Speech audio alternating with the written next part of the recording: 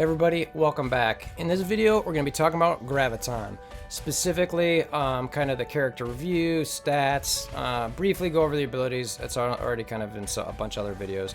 But I really want to just give my overall kind of feel and review of this character now that he's in the game, and we got some stats that we know that kind of go along with him, and you know what we generally think of this character. So having said that, you know, as always, $50. Go to the link in the description below. Don't do it in this video. Go to the link there and follow the instructions to enter the $50 contest, and we'll just leave it at that. So anyway, Graviton time.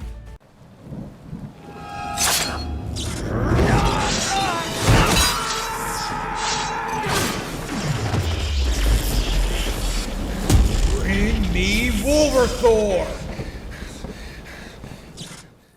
Alright, so this is my Graviton. You can kind of see, I don't have him super high. It's decently 33k, level 63, you know, tier 11. I guess that is actually pretty decent. 5 stars. I don't think I'll get him to 6. I've gotten some lucky drops on him. I did buy the first 2 initial orb packs, but that's it. Otherwise, I've just been doing the core refreshes. So as far as his ability goes, his basic, you know, damage and then bonus attack for per negative effect on target. Some of these per negative effect bonus attacks aren't really working right in the game right now. I know that you know, aim assault or special, it's not working, so be careful what you do here. We've notified Fox next of it. They're looking at it, but when you do them, you can see they don't hit an additional time, or if they do, it's the damage isn't proper. So I wouldn't put, you know, T4s in this, but anyway, it's some damage and some bonus attacks allegedly. His special, you know, attack the target for, you know, some damage, applying multiple slows up to a maximum of 5, which is awesome. And then, you know, Scientist Supreme as an ally, you're applying bleed to primary, target, and adjacent, which is, again, amazing.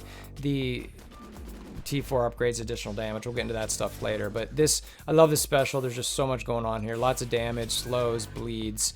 Because let's be real, you want to have Scientist Supreme with this guy. And you want him and Scientist Supreme, key to your aim team. You've got to have those two. His ultimate, and this is turn 1. His special's turn 2. His ultimate's turn 1. Turn 1 stun. Dope. Dope, dope, dope, dope, dope. So you gotta love that. It's the primary target damage, and then again, allegedly additional damage per negative effect.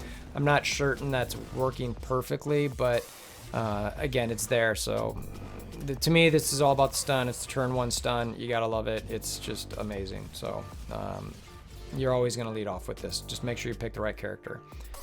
His passive, it's all about when enemies drop below 50% health, you're extending the duration of a negative effect by a +1. You know, it'd be awesome if that stun person, you know, gets that's 2 turn stuns. He could do it himself with his team.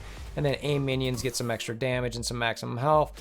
And then it's talking about in war, on turn, you're changing the speed bar of the enemy with the highest speed, which is kind of nice, so that those fast people, you're kind of slowing them down, which is kind of nice.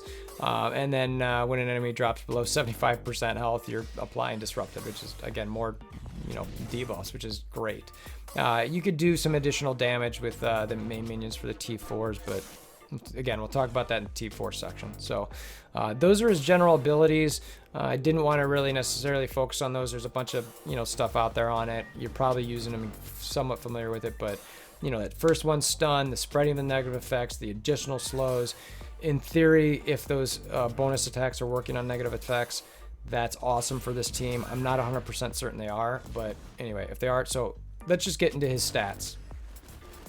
Okay, so his stats. And before I get into these again, just a reminder, these are all based on a level 70, 7 yellow star, 0 red stars, no red stars, T11, 1% Stark Tech, and a passive level 4 based on the stuff that's on msf.gg. Again, shout out to the website, fantastic site, go it, use it, awesome resource.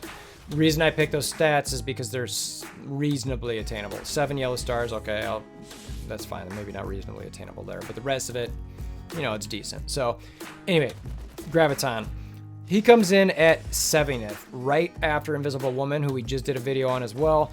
His first stat up is And just before I get at that, actually, so let's highlight his cell. The reason he's 70th is because his average rank is, 57.2 on all these stats we're about to cover.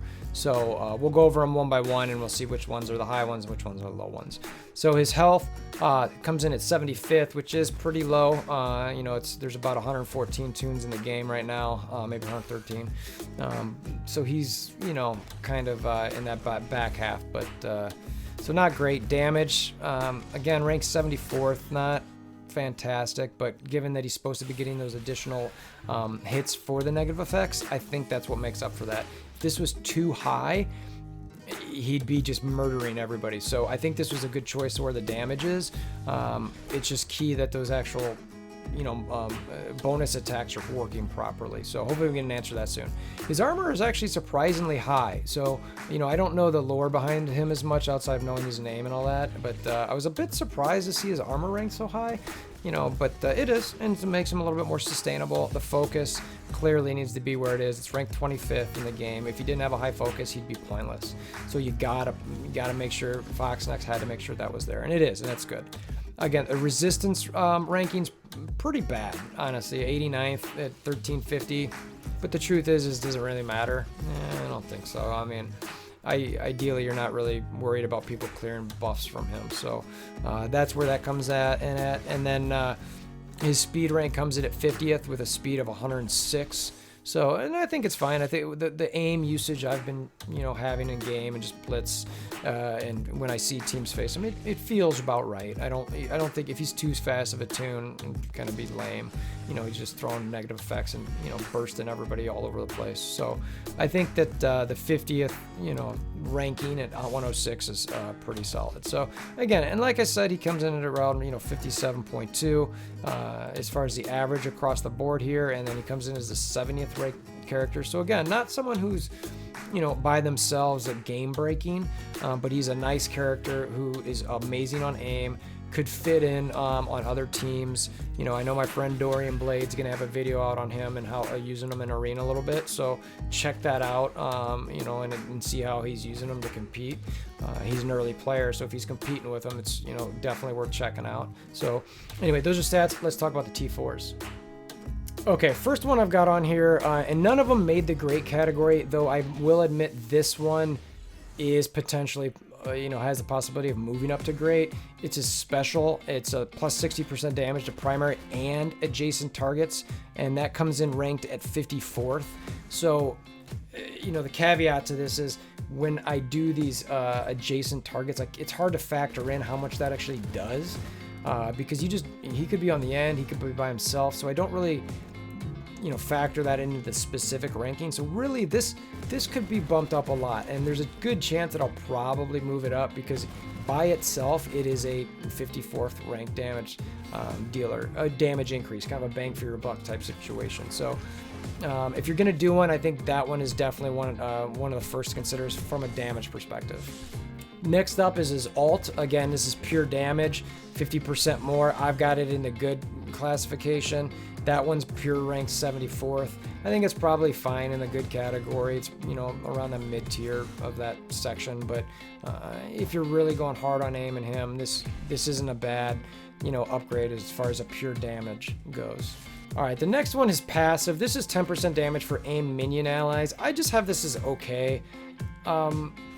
I don't know. To me, I like to run Assaulter and Monstrosity, so they're really the only ones who are going to benefit from that. And I'm just not convinced 10% additional damage on their hits is going to be a huge deal. So I only try to, use these when I really, really, need to. And I'm not convinced that I need to for this. I think they do the job that they need without this one, but it's an okay ability, and that's why it's ranked as such.